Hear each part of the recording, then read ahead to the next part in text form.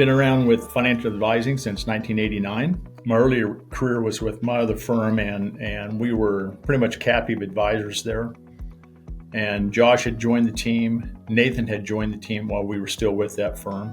I married one of Lance's daughters, and that provided this opportunity to join Billings Group back in 2016. Joined about 14 years ago working with Lance, and how I came to work with Lance was I married one of his daughters.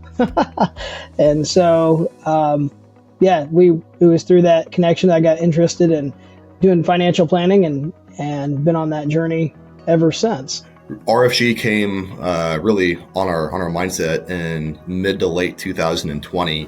How we found them is a very unconventional method. I was doing a workout routine with a gentleman named Dom Razzo, which is one of Bobby White's, the CEO of RFG, one of his friends, which we did not know at the time. He mentioned in there that he was on a podcast with his friend Bobby, which was one of RFG's first podcast episodes, and it was all about mindset and culture. We've never heard anybody in the financial industry talk like that.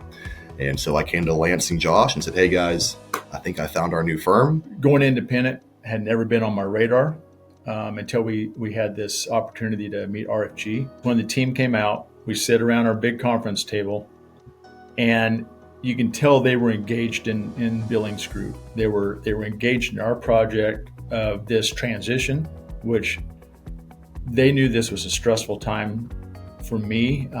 It was tough going through it, but the whole step, that first day, the first month, the first 3 months, and going through the first 6 months, man, I had an RFG sitting there beside us. Every time we needed them, they were with us.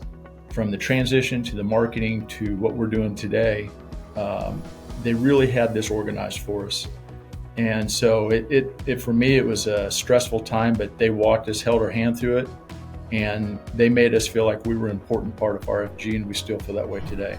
They've really opened the doors for us to take financial advice and being a financial coach outside of the traditional advisor investment box, which we like a lot. We do a lot of client events. We do a lot of client orientation of making them really a part of what we do. And so from building out our website to helping us create and influence a podcast we created to helping us market and develop all the material for all of our client events, they've been very instrumental in really providing a lot of good resources and ideas for us to keep that going and even grow it than what we have been doing in the past. There was like this sense of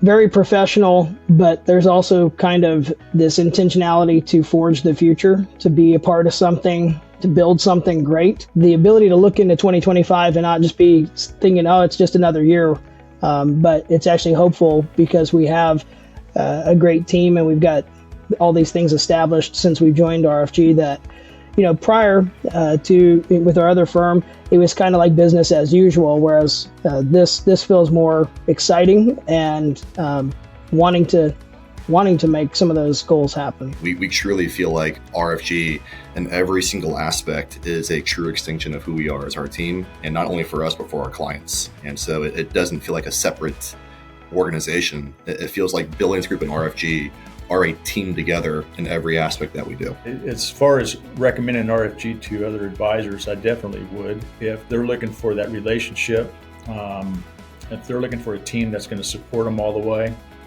and provide the technology that we have. For me personally, it's the relationships that we have there, and you just feel like you're part of this team. You're not just a business sitting out here in Kansas. We're part of RFG, and we're identified as Billings Group, but we feel like we have a partner that's interested in our journey and is helping us grow. So definitely would recommend them.